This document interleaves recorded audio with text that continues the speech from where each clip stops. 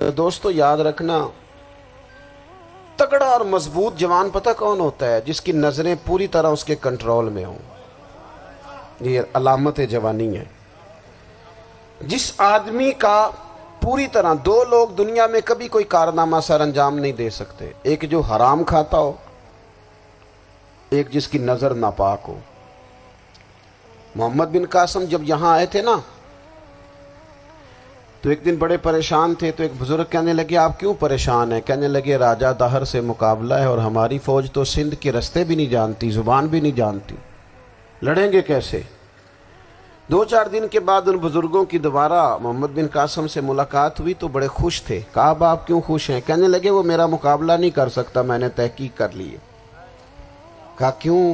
کہنے لگے نظر کا گندہ ہے، اور جو نظر کے گندے ہوتے ہیں وہ میدانوں میں ٹھہرا نہیں کرتے۔ میدان کے لیے نکلنے کے لیے پاک جوانی کی ضرورت ہوتی، تطہیر مزاج ہونا ضروری ہوتا ہے، پاکیزہ افکار اور سچی اور سچی ستھری سوچوں کا ہونا ضروری ہوتا ہے۔ اس لیے فرمایا کہ میرا مقابلہ نہیں کر سکتا۔ حضرت عبداللہ ابن حذافہ کمرے میں تھے تو وزیر کی بیٹی اندر سجی سنوری پہنچ گئی۔ جیسے ہی آپ نے اس کفر کی چال کو دیکھا تو تیمم کر کے نفل شروع کیے۔ وہ ساری رات بیٹھی رہی، رب کا بندہ ساری رات عبادت کرتا رہا۔ عبادت بڑا سہارا ہے، مصلی بڑا سہارا ہے اللہ کے بندوں۔ صبح دروازہ کھولا، وزیر نے اپنی بچی سے پوچھنا چاہتا تھا رزلٹ کیا نکلا، تو وہ کہنے لگی پیچھے ہٹ جا، اب تیرا میرا تعلق کوئی نہیں، میں نے نبی پاک کا کلمہ پڑھ لیا۔ اس نے کہا میں نے بھی زمانہ دیکھا ہے، پر یہ کیا لوگ ہیں، کستوری کے بنے ہوئے، سندل سے دھلے ہوئے، کہ میں ساری رات کمرے میں رہی اور 100 اور 1000 آدمی جس جوان کا مقابلہ نہ کر سکے، اتنا طاقتور جوان کمرے میں رہا اور اس نے نظر اٹھا کے نہ دیکھا۔ او کچا رنگ للاری والا جڑا چڑھدا تے لیندا رہندا ہے، اے عشق تیرے دا رنگ محمد چڑھیا پھر نہیں لیندا۔ میں کہا ایک دفعہ نظر اٹھا کے نہیں دیکھا، کمال ہو گئی۔ اتنے بڑے لوگ، اتنی بڑی سعادت مندی، فیروز بختی، معاملہ فہمی حد ہو گئی۔ اللہ اکبر۔ دوستو بادشاہ جب پوری طرح ہار گیا نا، اس نے کہا مار دو۔ تیل گرم کیا ایک کڑاہی میں، اور جب آپ کو اس میں ڈالنے لگے تو آپ کی آنکھوں میں آنسو آ گئے۔ بادشاہ کا خیال ہوا شاید نرم ہو گئے ہیں، کہنے لگا روئے کیوں؟ فرمانے لگے سوچتا ہوں جان ہی ایک ہے، کتنا مزہ ہے اس کی راہ میں جان دینے کا، کتنی لذت ہے اس کے نام پر مرنے میں، کتنا لطف ہے۔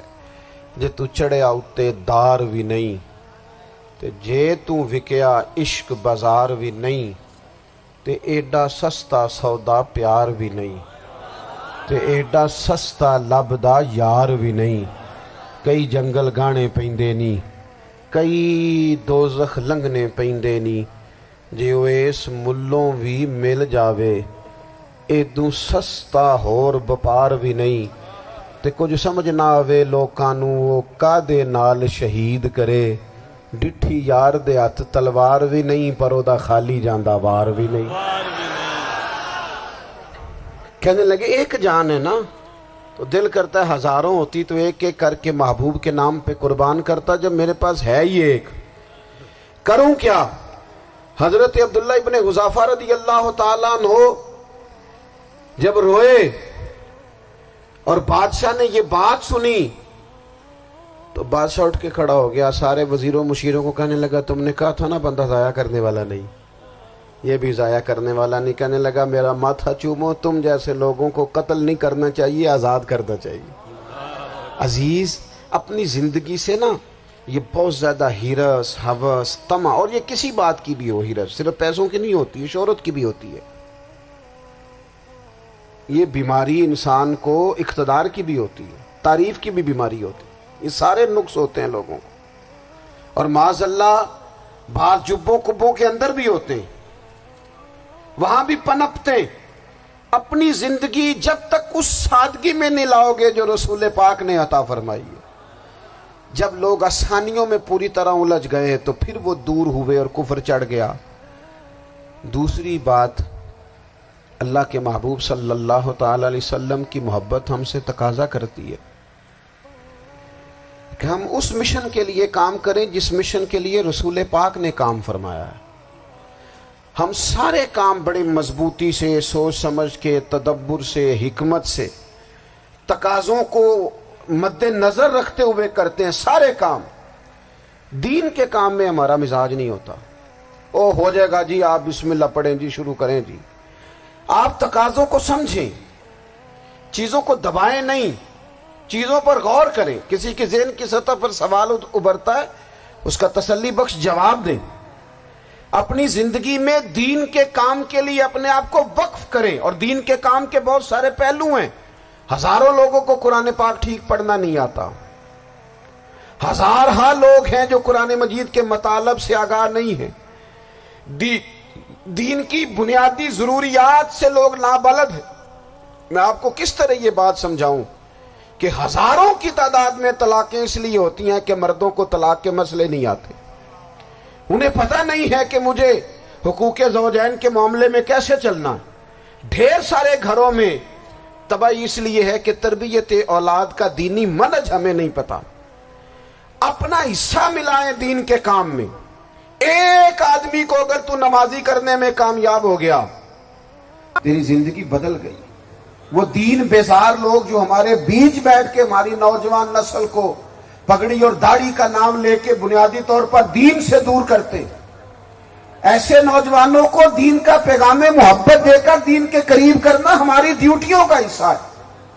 ہمیں ذمہ داری کا احساس کرنا پڑے گا، ہمیں یہ خاص قدم اٹھانا پڑے گا، توجہ دینی پڑے گی۔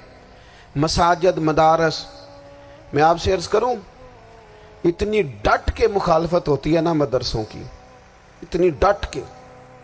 میں ادارہ چلاتا ہوں، اس کے چلانے میں جو مشکلات ہیں وہ تو ہم بتا نہیں سکتے آپ کو، اس لیے کہ میری قوم، میرا اس قوم سے تعلق ہے جو نعت خواں امیر کرنا چاہتی ہے، مدرسے نہیں۔ ہاں، نقیب خطیب پیدا کرنا چاہتی ہے، شعر و شاعری کی زندگی کو پروان چڑھانا چاہتی ہے۔ فقط ہمارا ان لوگوں سے تعلق ہے جو لاکھوں کروڑوں روپیہ محافل پہ لگائیں گے، اور قاری صاحب بیچارے اگر مسجد کا کوئی ہونے والا کام کسی وقت بتا دیں گے تو وہ بڑی مشکل آ جائے گی ان کے لیے۔ یہ کیسے ہو سکتا ہے، آپ نے یہ ڈیوٹی بتا دی؟ مدارس، اور جتنا اہم رول دین کو پھیلانے میں مدارس اسلامیہ کا ہے، اتنی زبردست۔ لوگوں کا خیال ہوتا ہے میری طرح کے لوگ شاید کام کرتے ہیں، ڈیوٹی کرتے ہیں۔ یہ 10-15 لوگ آپ کو نظر آتے ہیں جو آپ کو کہیں میڈیا پر یا ادھر ادھر ڈیوٹی کرتے، مخلص لوگ اپنی جگہ پہ، وہ بھی بڑا ہی کام کر رہے ہیں، جو میڈیا پہ آ کے بھی اخلاص سے اور درد دل سے کو دین کی، ان کی بھی کسی بات کی حوصلہ شکنی نہیں۔ لیکن ہزارہا اساتذہ جو مدارس میں بیٹھ کے پڑھاتے ہیں، جنہوں نے وہ سارے لوگ تیار، آپ سمجھ نہیں سکتے کتنا بڑا کام۔ حفظ کا استاد جو ہوتا ہے نا، اس کی ڈیوٹی 24 گھنٹے ہوتی ہے، فجر سے پہلے، اور اس نے بچوں کو اٹھانا۔ تنخواہ تو ہم انہیں دینا نہیں نہ چاہتے جی، تنخواہ نہیں دے دی انہوں نے، ہمیں مولوی امیر نہ ہو جانا۔ مولوی نو تے سوٹ بھی 27ویں والی رات دے ہے تاکہ کدھر سوان کے عید والے دن پا نہ لوے، چونکہ 27ویں تو بعد تے درزی پھڑتا ہی کوئی نہیں، کیوں حضرت؟ ایسا ہی ہے نا، اس وقت تو نہیں نہ لیتا۔ تو ہم چاہتے ہیں مولوی ہماری مرضی کے ہماری طرح کا سوٹ نہ پہن لے۔ مدارس کی مضبوطی، آپ یہ دیکھ لیں، یہ صلاح الدین ایوبی کا تعلق بھلا کس چیز سے تھا؟